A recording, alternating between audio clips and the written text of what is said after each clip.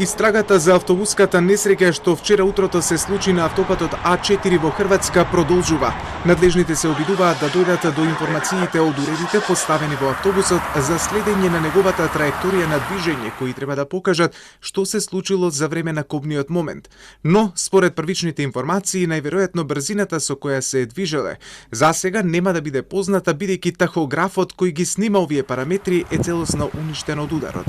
Она што е утврдено е дека во овој уред биле пронајдени две возачки картички на возачот и совозачот, што пак покажува дека полскиот превозник правилно ангажирал двајца возачи како што е предвидено во регулативата за вакво долго патување.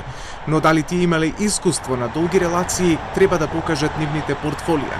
Се огласи и собственикот на транспортната компанија Мегапол Јацек Антошевиќ. Вели дека е во шок, дека животот му е уништен и дека по информацијата за несреќата постојано е на терапија за смирување. Полското министерство за инфраструктура вчера информираше дека автобусот кој излета на автопатот кај Брезнички Хум по правец кон Загреб бил во технички исправна состојба, произведен во 2021 година, регистриран во Полска, како и дека ги поминал сите технички проверки што ги бара законот. Од противпожарната служба кои веднаш излегле на терен велат дека сликата која ги затекнала била ужасна, како и дека веднаш почнале со спасување на преживеаните.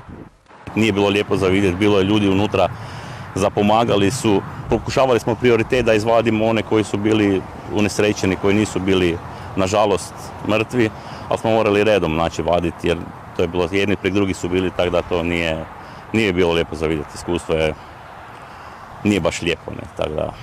За време на несреќата во автобусот имало двајца возачи и 42 патника, 12 од нив починаа, 32 лица беа хоспитализирани во неколку болници во Хрватска.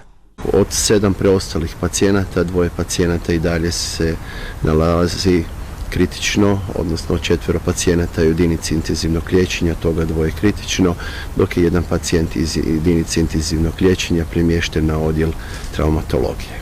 Утрово градоначалникот на Вараждин Анџелко Стричак соопшти дека 4 пациенти во текот на ноќта биле пренесени во Полска. Izrazili su zadovoljstvo sa postupanjem naših žurnih službi. 4 ozlijeđeni su noćas prebačeni za Poljsku. Повредените вчера ги посети полскиот министер за здравство Адам Миджилски, кој рече дека ќе побара дел од патниците кои се во стабилна состојба да бидат префрлени во Polska. Podzieliliśmy się na 2 zespoły.